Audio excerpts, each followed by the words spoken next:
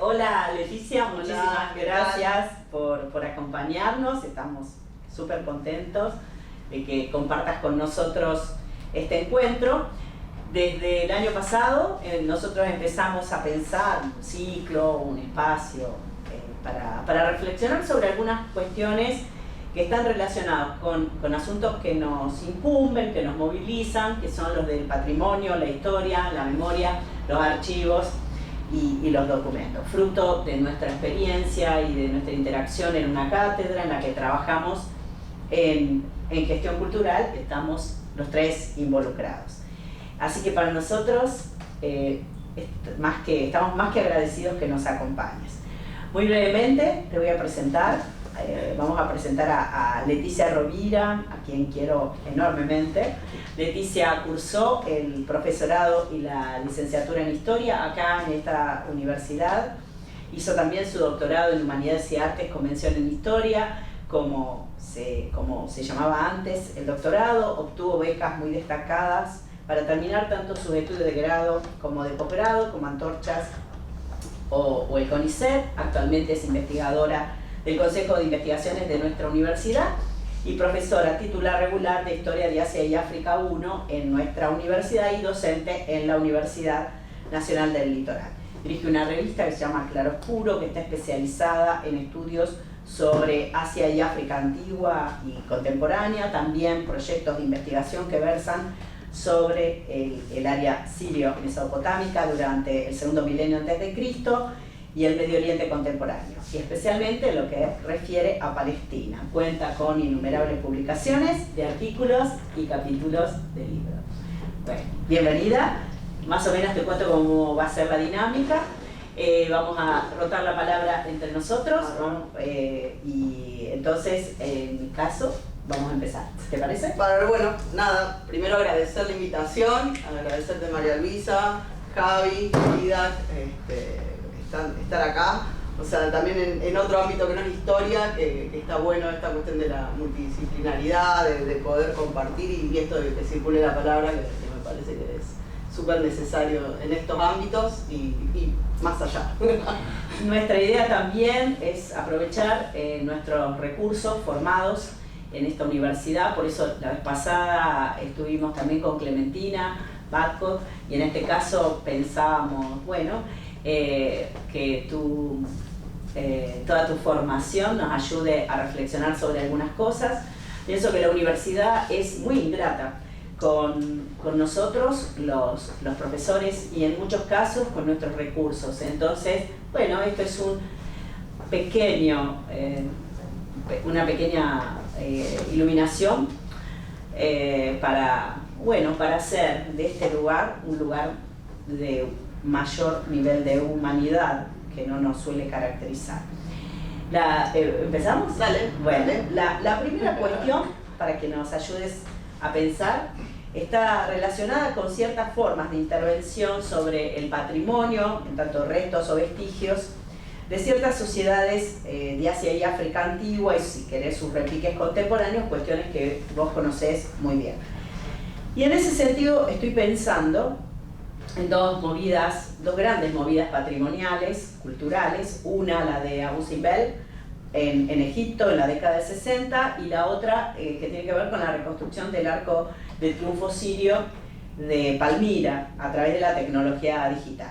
En el primer caso, la propia característica de la geografía, las inundaciones del Nilo ponían en peligro los monumentos, más allá de que se trasladaron algunos y otros desaparecieron, y en el segundo, como resultado de que el Estado Islámico destruyó con explosivos el Arco de Triunfo de Palmira en Siria en 2015, y se reconstruyó a través de tecnología digital, y ha estado trasladándose por diferentes lugares del mundo. Entonces, y ahí va la cuestión, más allá de las diferentes coyunturas históricas y también de las circunstancias políticas, la pregunta sería si podemos pensar estas movidas en alguna clave comparativa, por un lado, y en segundo lugar, si no podemos pensar esas reconstrucciones digitales como remedando viejas modas románticas, decimonónicas, en las que, por ejemplo, primaba ese culto a las ruinas, o inclusive la propia noción de ruina acentuaba el atractivo y por eso se reconstruían artificialmente. Bueno, primero que algo más o menos dijiste, me parece que sí, que son dos movidas interesantes y marcar esta cuestión de la diferencia del momento histórico en que se dieron. O sea, lo de Abu Simbel arranca en el 1954 cuando Nasser plantea la cuestión de la construcción de la represa Aswan, que iba a acarrear la desaparición de Abu Simbel, o sea, de este gran templo de Ramsés II, que fue el tercer faraón de la dinastía XIX en el siglo XIII, pero también otros otros monumentos más de época romana. Bueno, pero la cuestión es que Abu Simbel es como que fue el símbolo de toda esa movida cultural que además llevó años porque terminó de moverse, lo que fue todo ese monumento, recién en el 68. Para eso intervino la UNESCO con esta cuestión de un llamado a la comunidad internacional de cómo podemos hacer, o sea, qué podemos hacer para preservar este patrimonio de la humanidad, pensando también en esta cuestión de cuándo es también patrimonio de la humanidad, cuándo no, qué cosas son o no patrimonio de la humanidad y qué es lo que se necesita salvar y no. Fue, creo que, una buena respuesta mundial, se puede decir, porque además hubo muchos proyectos. Algunos pensaban en que se pueda inundar, o sea, y hacer como un domo de vidrio, entonces que la gente baje en submarinos, y otras como que baje era como si fueran ascensores. Hubo varios proyectos hasta que el que se llevó a cabo fue cortar todo lo que era el monumento en bloques y trasladarlo a un lugar que no iba a ser inundable. No solamente pero fue uno de los más, al ser uno de los más grandes, también fue uno de los que más impactó, creo que en la comunidad internacional, no solamente en los académicos, sino también en la gente.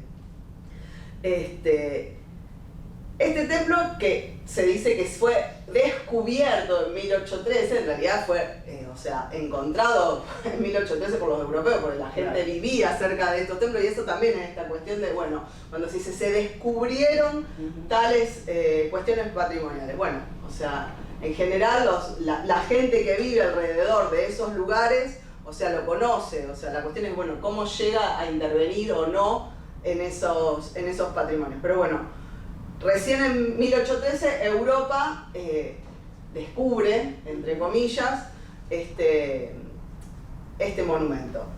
Eso por un lado, pensando en Abu Simbel como para darle un marco. Después con el Arco del Triunfo, el Arco del Triunfo ya es un poco más nuevo, podríamos decir, de época romana, del siglo II a.C., y como vos bien dijiste, lo destruye Isis. Y ahí creo que tendríamos que hacer como un parate en esta cuestión de, bueno, lo destruye Isis. Y ahí es donde entra esta mirada, por un lado, orientalista. Entonces, bueno, lo que venga de Oriente, más allá de que Oriente vino la luz, como se decía, ex Oriente luz, de Oriente también viene la barbarie, viene esta cuestión de la destrucción, y se lo toma al Isis como iconoclastas que por eso llevaron a la destrucción tanto lo que decíamos, el Arco del Triunfo, como un montón de otras cuestiones del patrimonio, tanto iraquí como sirio. Pero hay un autor turco, Omur Harmansa, que él, retomando al filósofo Bruno Latour, lo que plantea es que en realidad no es una iconoclasia, no es esta cuestión de no querer ver o querer desarmar estas cuestiones de las figuras humanas, sino él plantea que, como decíamos, lo que hay es lo que se llama iconoclash, que es esta pelea continua y contemporánea de esta guerra de las imágenes, donde lo de Isis, o sea, fue planeado para mostrarlo en una espectacularización de la violencia, porque fue filmado, fue llevado a YouTube, y para una escandalización también de este occidente que en algunas cosas se rasga las vestiduras, pero que también tiene mucho de de culpables, se podría decir, en esas crisis en determinados lugares de todo el planeta, sobre todo en Asia, África y como sabemos también en Latinoamérica. Entonces, eso como para ponerlos en contexto, las dos situaciones, una en donde se da un rescate por una cuestión que tiene que ver con la técnica, o sea, bueno, se necesitaba esa presa de Asuán, o sea, se necesitaba para las cuestiones de desarrollo tecnológico de lo que era la zona de Nubia en Egipto, y otra que tiene que ver con cuestiones ideológicas y de contexto de guerra, como es la destrucción del Arco del Triunfo. Entonces, podemos decir que los dos fueron rescatados, creo que podemos decir, pero la cuestión es cómo fueron rescatados estos dos patrimonios de la humanidad. Perdón. Por un lado, como decíamos, el de Abu Simbel, o sea, tiene una colaboración internacional y tiene que ver también con el lugar que ocupa Egipto en el imaginario occidental, en donde Egipto y Mesopotamia son esa cuna de la civilización, y desde ese lugar se entiende como que el patrimonio de estos lugares, como son todo lo que es el área siro-mesopotámica y Egipto, pero sobre todo Egipto en su espectacularidad también, debe ser rescatado. Entonces es desde ese lugar que a partir de UNESCO se arma toda esta movida, en un momento en que tampoco había las técnicas que tenemos al día de hoy, o sea, pero que se puso esta cuestión del interés, bueno, ¿cómo llegamos a? ¿Qué hacemos? O sea, hay que rescatarlo de alguna forma, por eso, porque es el patrimonio de la humanidad. En tanto, ese monumento va a quedar in situ, y ahí es la cuestión de la diferencia que tenemos con el Arco del Triunfo. El Arco del Triunfo... pero también en el caso de Abu Simbel, cuando lo cortan, lo trasladan, pero sigue quedando en Egipto. Es cierto, claro. Pero lo trasladan a través de una serie de carriles, como si fueran sí, como hacen y todo un sistema también de, digamos, eléctrico, de formas digamos, de batería o cosas por el estilo. Pusieron rieles, y además le pusieron número a todo.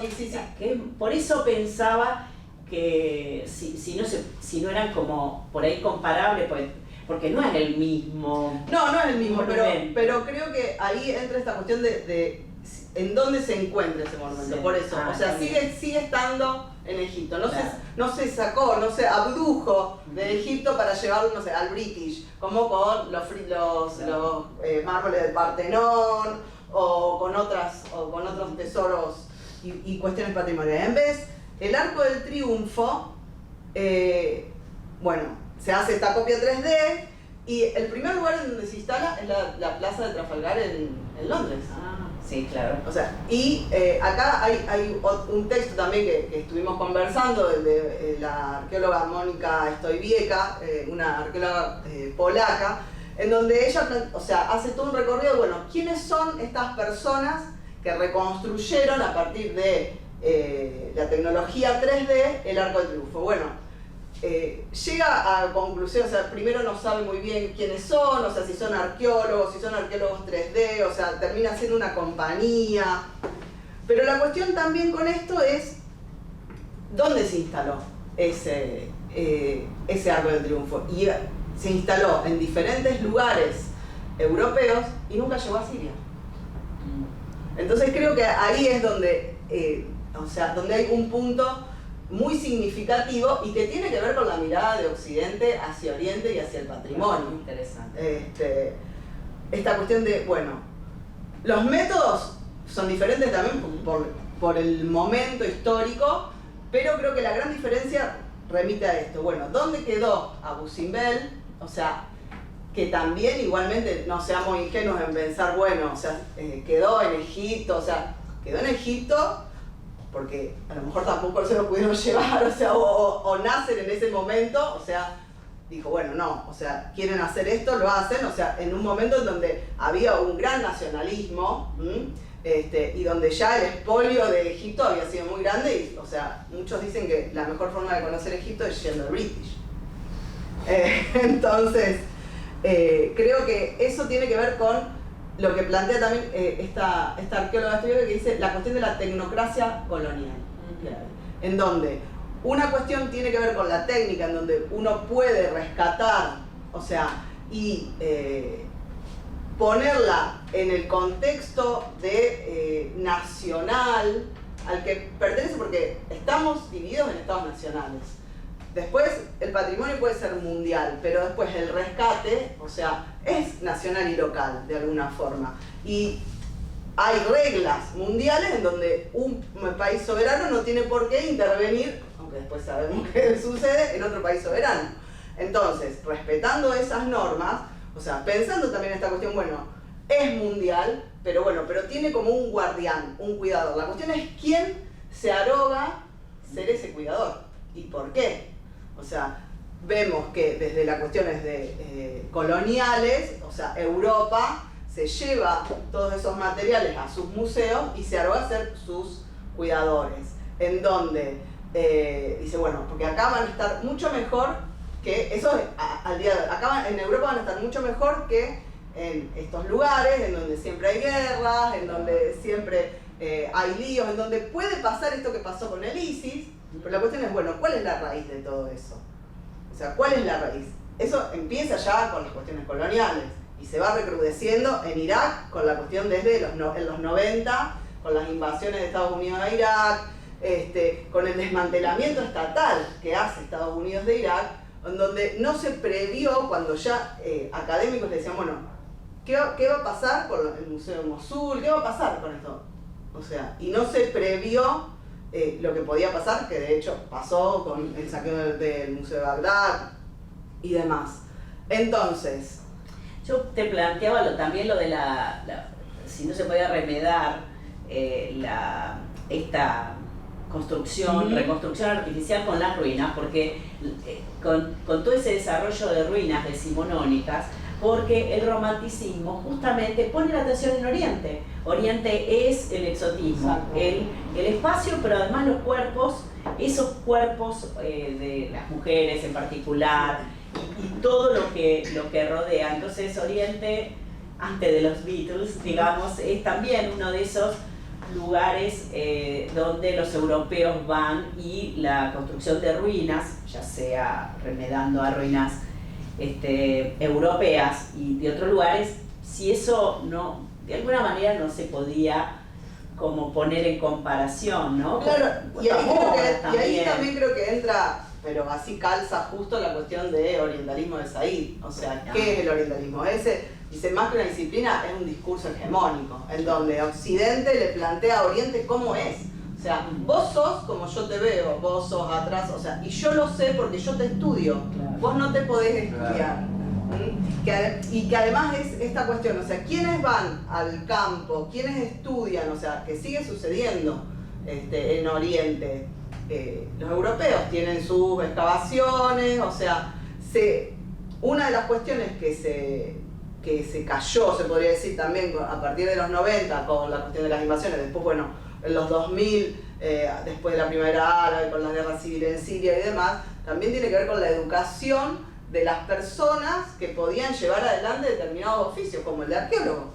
Entonces, o sea, las personas que a lo mejor eran de esos lugares, o sea, o si no se formaban afuera, o sea, en el fragor de todas esas cuestiones que estaban sucediendo en los lugares, era muy difícil la formación. Entonces, los que están yendo a investigar siguen siendo, más allá de que ellos pregonan que hay que formar a arqueólogos locales, los europeos. Entonces, también esta cuestión de ¿para quién se replica ese Arco del Triunfo? ¿Se replica para los sirios o se replica para esta cuestión tecnocrática que dice Stoivieka? pensémoslo al revés, o sea, y esta cuestión dice, bueno, lo replicamos porque esos lugares son tan peligrosos que destruyen las cosas, como pasa con ISIS. En Europa eso no pasa. ¿No pasa eso en Europa? ¿Qué pasó en la Segunda Guerra Mundial? Donde bombardearon ciudades enteras. Pensemos también, o sea, bombardean la Torre Eiffel. ¿Qué se va a hacer? ¿Se va a hacer una reconstrucción o se va a hacer una conmemoración? O sea, también tiene que ver o sea, desde dónde mira Occidente. Yo creo que la cuestión de desde dónde mira Occidente es muy particular, y también que tenemos que empezar a ver que Oriente no mira igual.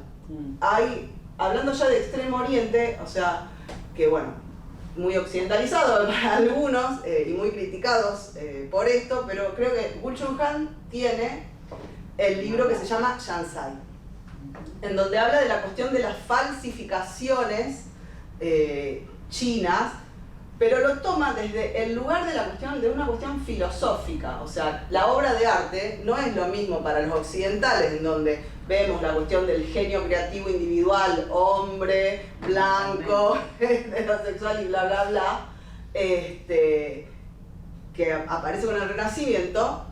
No es lo mismo para los extremo orientales. O sea, en donde la cuestión está de el fluir, o sea, donde no hay un comienzo particular y un final, entonces las obras fluyen. Cuando nosotros vemos esos dibujos chinos o japoneses en donde vemos que tienen como sellos, esos sellos son de los compradores de esa obra, porque la obra es como que está en movimiento, está viva, nunca está terminada. Entonces también tiene que ver con esto. Bueno, eso que se puede replicar según los chinos, pero ¿para quién? Después Occidente toma eso, pero ¿para quién se replica?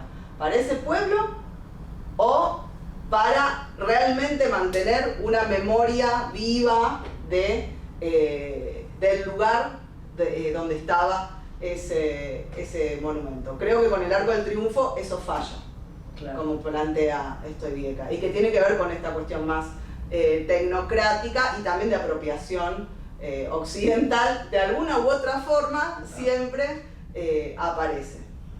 Claro, bueno, vos nombraste al trabajo de la arqueología, y uno piensa que la reconstrucción del pasado, de la antigüedad, es muy difícil concebirlo sin los restos materiales que encuentran los arqueólogos, y en ese sentido, ¿cómo se nutre la historia como disciplina para, digamos, cómo se nutre de esos aportes para poder acercarse o dotar de inteligibilidad al pasado? ¿Sí? ¿Cómo se nutre de los aportes de la arqueología, esa cultura material de la arqueología? Bien, sí, y para lo que es Oriente, lo que es Antiguo Oriente, o sea, no se puede arrancar sin arqueología. O sea, nosotros vemos, o sea, todos los restos que tenemos, desde los monumentales como, no sé, la legislación hammurabiana, hasta las tablillas de arcilla, primero son objetos arqueológicos. Entonces, esa cuestión es la dimensión, o sea, la arqueología es una dimensión o una práctica que nutre a la historia, y a lo que es la historia de Oriente es fundamental. No se puede, por eso es tan importante la cuestión del cuidado de los sitios arqueológicos, que ha tenido pérdidas irreparables en todas estas crisis de las que estábamos hablando. La arqueología por sí, o sea, tenemos varios enfoques en las cuestiones de arqueología, en donde, bueno, el objeto, la procesual, podríamos decir, en donde el objeto tiene características determinadas, en donde todos vamos a verlas, o a captarlas de la misma forma, en donde lo que tenemos que hacer tiene que ver más con cosas más objetivas. Y después creo que más, no sé si más interesante, o sea, pero que la supera y que a esta arqueología procesual es la postprocesual, en donde uno de los arqueólogos más renombrados y que lleva adelante lo que es la excavación del sitio de Cataluyuk en Turquía es Jan Hodder, en donde él plantea también la dimensión simbólica y subjetiva de los objetos, en donde el objeto, o sea, puede tener un uso, pero ese uso también puede ser que tenga ese uso, supóngase, el mate, tiene un uso, tomamos mate, pero también tiene una significación social y también es símbolo de... Entonces, desde esa arqueología postprocesual ponen hincapié en esa cuestión, pero para eso también necesitamos el contexto, porque si no tenemos el contexto se pierde información valiosísima y eso es lo que pasa con la cuestión de los saqueos. Los saqueos de la misma población que para sobrevivir tiene que lleva adelante saqueos de zonas contiguas a sus aldeas, o el saqueo a gran escala como las que hacía ISIS mismo para poder solventar todo lo que era su guerra en Irak y en Siria, donde se vendía en los mercados negros perdón, se vendía en los mercados negros lo que se espoleaba de estos sitios y con eso se mantenían. Y que eso nuevamente, o sea, tiene el beneplácito en Occidente. ¿Dónde se compran? ¿Dónde va ese mercado negro? Perdón. En internet, al día de hoy, en casas de subastas inglesas, entre otras, encontramos tablillas de Mesopotamia. O sea, claro, que es supuestamente donde hay leyes que protegen el patrimonio, o sea, leyes mundiales, leyes nacionales en cada uno de los países, pero siguen llegando al día de hoy a esos sitios de subasta tablillas, sellos cilíndricos y todo eso, o sea, puede llegar, o sea, tiene una información en sí. Bueno, dice, la tablilla dice, se vendieron, no sé, 2 ovejas a tal persona. Bárbaro, sabemos que esa tablilla nos está hablando de una transacción comercial. Pero, se puede llegar, o sea, los asiriólogos y sumerólogos pueden llegar a ver a partir de cuáles son las cuñas, o sea, de otras cuestiones que tienen que ver con de dónde es la arcilla, tratar de indagar de a lo mejor dónde salió, pero se perdió un montón de otra información. Esa tablilla estaba en un corpus de tablilla, o sea, esa persona que vendía era un comerciante, era un particular que vendía sus 2 ovejas porque era lo único que le quedaba para pagar el tributo, o sea, ¿dónde se encontró? ¿En qué? O sea, eso ya había otras tablillas más, entonces eso era un archivo que guardaba alguien. Todo eso que nos puede dar como historiadores un montón de otras respuestas y podernos hacer otras preguntas, se pierde con el saqueo. Entonces, por eso es tan importante la cuestión de una arqueología científica que también ha ido mejorando, o sea, con el tiempo. No es lo mismo las excavaciones de 1933 que se llevaron adelante en Mari que las excavaciones de 2010, que fueron las últimas antes de la primavera árabe, en el mismo sitio, en donde al día de hoy se están quejando algunos asiriólogos de cómo el arqueólogo de André Parrot de 1933, que fue el primero que excavó Mari, que Mari queda en el Éufrates, cerca de la frontera, en Siria, cerca de la frontera con Irak, se están quejando porque no llevó adelante algunas cuestiones o algunas anotaciones que hubieran sido necesarias. La arqueología, como todas las disciplinas, también fue mejorando, transformándose, exactamente. Entonces, pero eso es mucho mejor que esto que decimos, o sea, cuando se saca de contexto totalmente a partir del saqueo cualquier tipo de objeto, la información que pierde es valiosísima. Y después también está la cuestión el debate, o sea, bueno, eso que entra al mercado negro, o sea, los asiriólogos ¿deben o no deben transliterarlo y traducirlo? Claro. Si vos lo haces, o sea, seguís, porque te llaman de una colección privada, tengo colegas, amigos que les puede pasar, te llaman, bueno, tengo tales tablillas, o sea, bueno, entonces preguntan si tienen todos los papeles. Bueno, si no los tienen, porque no eran de mi abuelo de antes del 50 y pico, cuando no había legislación y entonces, bueno, ¿qué hacen? ¿Sí o no? Es una cuestión exactamente. Por un lado decís, pero me voy a perder información. Por otro lado estás, o sea, si lo haces es decir, bueno, también, o sea, se puede seguir sacando y vamos a seguir encontrando este tipo de objetos, o sea, es complicado. es complicado, creo. Entonces, bueno, esta cuestión de la arqueología creo que no la podemos soslayar. Y a ver, y no solamente la arqueología para los sitios de la antigüedad, hay arqueología urbana. En Buenos Aires hace cuánto, no sé cuánto hace, a lo mejor se acuerdan más cuando encontraron de la época de Rosas un barco, creo, o sea, y todo eso que tiene que ver, o cuando acá en la misma facultad, cuando se han encontrado con la remodelación, todas las botellas, la cervecería. Entonces, todo eso también creo que a los historiadores nos da otra perspectiva, o sea, del objeto en tanto sí, pero también del objeto en un contexto y no solamente con las cuestiones del documento escrito. Clarísimo. Y un poco eso, volviendo a la idea de objeto y que estamos trabajando con lo arqueológico y la zona de conflicto, ¿cómo ver ahí esa relación en el patrimonio cultural de la antigüedad entre zona de conflicto, entre destrucción de ese patrimonio como herramienta de la memoria y a su vez esto que estaba hablando al principio de estos estados protectores que se emergen como cuidadores de eso que van a nomenclar como patrimonio de la humanidad? Sí, ahí creo que uno de los casos importantes y problemáticos también tiene que ver, y que se puede traer de ejemplo, y además porque hay un libro que a mí me gustó mucho. Bueno, primero, el ejemplo sería el caso de Israel y Palestina.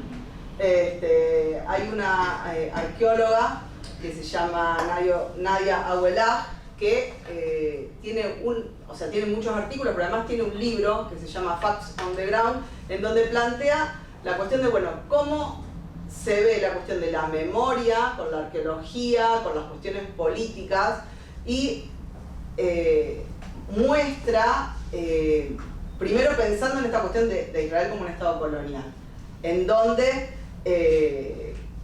hay una cuestión de discriminación, no solamente de la población árabe, particularmente palestina, sino de sus mismos ciudadanos orientales, de los judíos orientales y de los judíos africanos como los etíopes. Entonces, desde ese lugar en donde la ideología sionista se dice laica, pero lo que hacen es recuperar cuestiones que tienen que ver con la Biblia para encontrarlas en los sitios arqueológicos. Entonces, que en realidad la arqueología también nació como esta cuestión de ir a Tierra Santa a ver que la Biblia tenía razón. Pero el sionismo del Estado de Israel, o sea, lo plantean y lo siguen manejando como una cuestión ideológica de sustento del Estado. Abuelah lo plantea, o sea, muestra algunos ejemplos en donde se pasaban de bulldozer por sitios, en donde se arrasaba con todo lo que sea los estratos islámicos para llegar a los supuestos estratos bíblicos. Y después tenés en lo que es la práctica arqueológica en estos lugares esta cuestión de cuando se encuentra algo en los territorios ocupados, o sea, hay legislaciones en donde tiene que ir para lo que es Israel. En donde hay un artículo de un arqueólogo marxista israelí que se llama Yanir Milevsky, en donde plantea, bueno, esta cuestión de la diversidad cultural que nosotros podemos encontrar en lo que es todo Israel y Palestina, como muchas veces queda tapado por estas cuestiones políticas, y también depende el periodo que estudies, porque estudiar los periodos neolíticos y calcolíticos a lo mejor es mucho más neutro que periodos como el bronce tardío o lo que es el hierro, que es donde se supone que surge lo que es el pueblo hebreo. Entonces no es lo mismo ser arqueólogo de esos periodos que a lo mejor de los que es el neolítico, el calcolítico, aunque también tienen problemas con los ultraortodoxos, porque todo lo que tiene que ver con los restos humanos es problemático, hay legislaciones sobre eso. Y la cuestión de la guerra también, no solamente en este caso, sino en general, como destructor también de esto que hablábamos antes del patrimonio. O sea, destructor y ya lo decíamos con la cuestión del ejemplo de Irak, en donde Estados Unidos, o sea, no tuvo ningún tipo de recaudo en ver qué iba a pasar con determinados lugares en donde se sabía que había un tel y había un sitio arqueológico. Entonces, la guerra creo que tiene que ver con esta cuestión de la destrucción de la memoria colectiva, claramente además de las bajas y de las personas, y como que es una cuestión así de dos caras de la misma moneda. O sea, la violencia que se emprende hacia ese otro también se ve reflejada en la destrucción de esa memoria cultural a partir de la destrucción de los sitios. Creo que la guerra tiene, o sea, que eso es algo que no sé, antes, en la antigüedad, o sea, lo primero que se robaba eran los dioses, las estatuas de los dioses. Entonces, para que ese dios a lo mejor no les dé los buenos recaudos a ese pueblo. Y se podía llegar a borrar algún tipo de inscripción para poner el nombre de ese rey que había robado la estela o el dios, etcétera, etcétera. Acá creo que va más allá, o sea, la cuestión, o sea, esto de el desarrollo, que en realidad el desarrollo creo que es cambio, no es mejoramiento. O sea, cuando nosotros hablamos de desarrollo tenemos que hablar de cambio y no de un mejoramiento. O sea, lo que mejoramos como especie es la cuestión técnica. En otras cuestiones, o sea, hay un mejoramiento de la técnica, sí, claramente. O sea, desde que se inventó la rueda hasta que ahora hablamos de las impresoras 3D, o sea, hay un mejoramiento de la técnica. Pero las cuestiones después que tienen que ver con aceptar la otredad, que tampoco creo en la palabra tolerar. O sea, creo que tolerar tiene que ver con esta cuestión de, bueno, hasta ahí. O sea, la cuestión es una verdadera aceptación. Y desde ese lugar creo que las cuestiones de la guerra nos plantean desde todos los ámbitos, o sea, y una de esas es el patrimonio cultural, en donde, o sea, se devasta y no se tiene en cuenta. Como decíamos, tanto en Medio Oriente como se dio también en Europa, porque también si no nos quedamos con esta cuestión de, bueno, todo lo malo pasa en Europa, en Oriente, y en Europa somos los civilizados que tenemos los museos y donde podemos cuidar estos restos.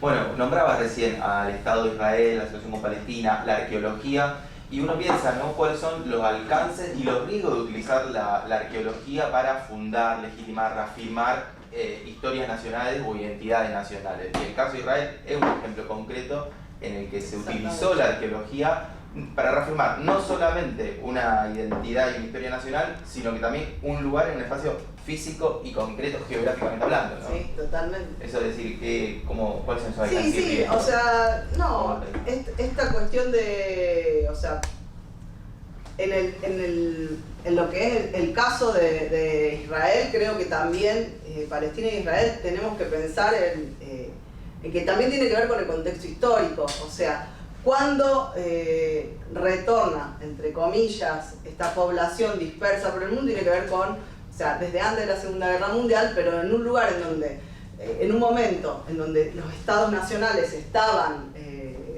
consolidando, y como dice Rodolfo Walsh, Rodolfo Walsh tiene un escrito de en realidad son notas que él sacó en 1974 sobre la cuestión palestina, que se llama La Revolución Palestina, en donde plantea clarísimamente esta cuestión. Dice, bueno, es un momento en donde se estaban dando el armado de los estados nacionales, y estas personas, porque los que llegan a Israel son los judíos pobres. Entonces esos judíos, dice Walsh, esos judíos ricos, lo que hacen es decir, bueno, vamos a implantar a estas personas, o sea, en este lugar que supuestamente es nuestra tierra prometida, y ahí volvemos a esta cuestión de cómo la cuestión ideológica se remarca para la creación de la identidad. Cuando conviene, en algunos momentos, o sea, no, porque se supone que se es laico.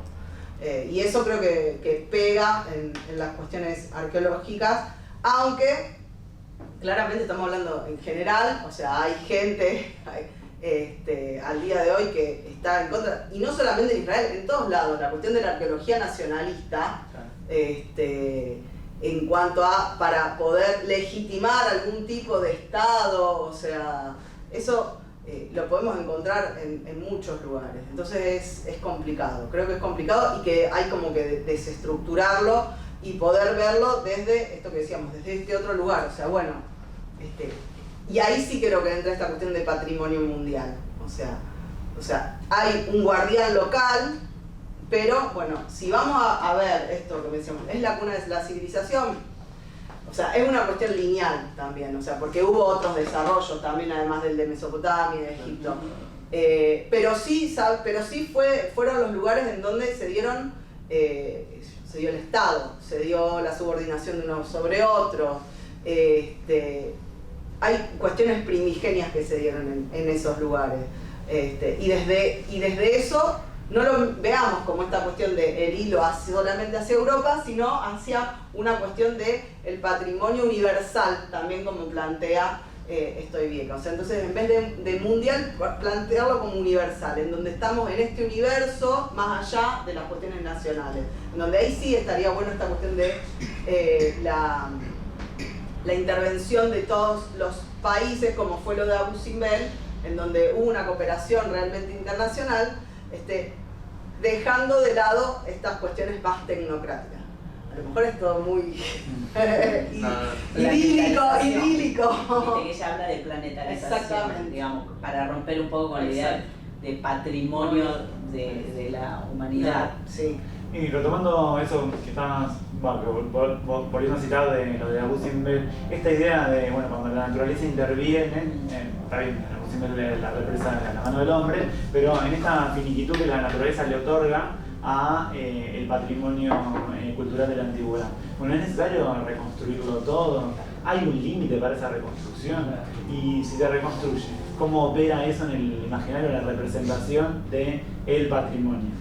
Yo no tengo claro si cuáles sí y cuáles no, pero sí me parece que no es todo patrimonial, y si no seríamos como un Funes el Memorioso. Totalmente. Entonces creo que el desgaste de las cosas, también en esto del fluir de las cosas, y pensaba en esta técnica japonesa que cuando se rompe algo, la reconstruye, pero deja que se vean las marcas de esa reconstrucción. Tiene un nombre, ahora no me acuerdo cuál es. En donde eso nos está hablando también de el fluir de ese objeto. Pero quizás, en función de lo que dice Dirac, ahí se refiere al tema del paisaje, sí, ¿no? cómo opera la naturaleza, ese movimiento, ese desgaste. Porque es un asunto, como él lo plantea, como medio de tensión respecto de otros patrimonios. Porque en el patrimonio natural y el Exacto. patrimonio, y sí, es complicado. Porque tiene eso que vos misma decís, la cuestión del deterioro, la cuestión de la propia vida hoy. Y ahí, qué sé yo, no sé, se me ocurre pensar así como un ejemplo, Alepo. El sitio de Alepo, o sea, donde está hoy la ciudad de Alepo, que es la ciudad contemporánea de Alepo, se sabe que abajo hay estratos y estratos y estratos. ¿Y qué va a hacer? ¿Va a sacar esas personas para ver qué se encuentra No. O sea, seguramente habrá algún tipo de técnicas que se pueda hacer algún tipo de sondeo, y creo que, o sea, que también, y ahí es donde entra esta cuestión de, o sea, bueno, también darle importancia a la vida de las personas del día de hoy. Claro. Y en eso, a las personas tener que darle la importancia a la naturaleza, que no le estamos dando bolilla, y que así estamos con el calentamiento global, con esta nueva era que es el antropoceno. Así que creo que tendríamos que encontrar ese equilibrio. Liverani, que es un asiriólogo italiano, él plantea como al revés, que dice, bueno, en un artículo de los 90, que hay una conciencia ecológica y que tiene que haber una conciencia histórica, o sea, como que teníamos que desarrollar más la conciencia histórica. En los 90 se estaba empezando a hablar de las cuestiones más ecológicas. Creo que estamos haciendo oídos sordos a eso, ahora en los 2000 largos. Y lo de la conciencia histórica, con el recrudecimiento que estamos viendo de las derechas en todo el planeta, también Así que creo que tendríamos que hacer toda una reflexión sobre las cuestiones ecológicas y políticas y históricas. Nuestro interés es poner un poco en discusión, no porque podamos resolver estas cosas, pero porque a nosotros nos hacen ruido, ¿no? Porque la cuestión de la naturaleza también digamos, aparece como patrimonializable recién en los años entre 60 y 70, no antes. Y precisamente había detractores que planteaban que lo natural no podía ser patrimonializable por la cosa del vértigo de la transformación, digamos, lo bárbaro en el sentido de... la naturaleza y civilización. Claro. Sí. Entonces, bueno, así cerramos. La otra cuestión que también nos interesaba que pusiéramos en contacto, que nos ayudes a pensar un poco, está relacionado con la cuestión del archivo.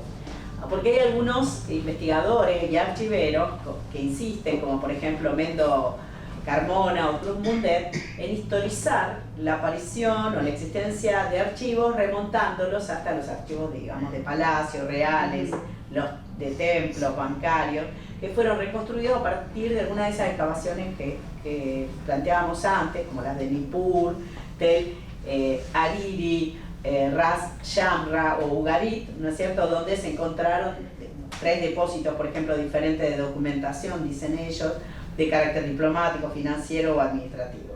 Pero por otro lado, Heródoto, según nos dice Artaud en el espejo de Heródoto, en sus viajes entra en contacto en Egipto con gente de libros, ¿no es cierto?, que ponen por escrito información, gente de memoria, vamos a decirlo, que conocen la edad de los dioses, que establecen genealogías, que colocan inscripciones en los monumentos. Pero no obstante, para Heródoto, poner por escrito no implica que esto sea forzosamente cierto, porque la marca de historicidad discursiva en ese momento no está puesta en la referencialización del documento como se da a partir del siglo XIX, sino en la primacía de la vista, la óptica o la escucha. Yo he visto, yo he oído. Por un lado, pero por otro lado los archivos per se tampoco existen, sino a partir de que se decide verlos como tales y nuevos archivos se crean en función de nuevas preguntas que nosotros vamos generando. Entonces, para que nos ayuden y nos esclarezcas en ese sentido, ¿cuáles serían algunos de esos documentos que te parecen adecuados para pensar el mundo antiguo? ¿Qué finalidad desempeñaban? Y en todo caso, ¿cómo pensar él o los archivos para evitar cometer anacronismos? O la menor cantidad de anacronismos posible. Sí, creo, arrancando con la cuestión de Heródoto, o sea, todos sabemos acá que tenía razón, que esté escrito no quiere decir que sea la verdad, además que es la verdad, o sea, que tiene que ver con cómo se mire en este caso, ese documento escrito, o sea, qué pregunta se le va a hacer a ese documento escrito, quién escribió ese documento, por qué lo escribió, qué sabemos que no escribió pero podría haberlo escrito, o sea, los silencios de esos documentos, y todo eso claramente también nos pasa con las fuentes escritas de lo que es el cercano oriente antiguo. Igualmente, más allá de esta cuestión que podemos pensar, bueno, entonces es narrativa, la historia no, o sea, porque, y ahí es narrativa, también. También, pero no narrativa como ficción, a eso. Ah, bueno, está bien. No es narrativa como ficción, a eso, que no es una ficción, esta cuestión de la historia es una ficción. Y ahí retomando a Hogan, en donde plantea que dice, bueno, tal guerra la ganó este y no la ganó el otro. Claro. Eso es el dato objetivo. Hecho sí, lo pasado. Exactamente. Después la cuestión es cómo nosotros interpretamos ese hecho. O sea, el hecho ese está, tal ganó y tal perdió. O tal mató a tal. El hecho está. La cuestión es, ¿por qué pasó eso? ¿En qué contexto pasó eso? ¿Qué preguntas le vamos a hacer a eso? ¿En qué proceso lo vamos a poner?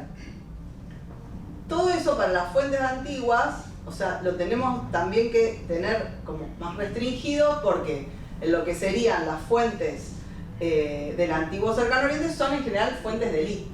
O sea, había un 1% de las personas que escribían, que en general eran los escribas, algunos reyes también, más allá de que ahora también se sabe hace un tiempo que no solamente los varones eran escribas, sino que había escribas mujeres, y que no todos los escribas tenían las mismas, ¿cómo se dice? No todos los escribas podían escribir lo mismo, o sea, no todos podían escribir literatura, que era escribir o copiar lo que era el Enuma Elish, que es el poema de creación babilónico, era algo muy difícil a comparación a lo mejor de hacer una cuenta. Entonces, que tenían, algunos podían escribir cartas, otros podían escribir cuestiones que tenían que ver con cuestiones económicas, otros que sí eran escribas, o sea que desde nacimiento, o sea, o de escuela, que venían de la escuela de escribas, podían escribir esto que decíamos de cuestiones más literarias, pero que tenían diferentes capacidades para escribir determinadas o no cuestiones. Y algo que tiene en particular, sobre todo lo que es el área siro-mesopotámica, con respecto a otras sociedades antiguas, es que encontramos fuentes escritas de el momento vivido, se puede decir. Y eso tiene que ver con las cartas. Encontramos muchas cartas. ¿Son de la élite? Sí, siguen siendo de la élite. O sea, no vamos a encontrar la carta de un aldeano a otro.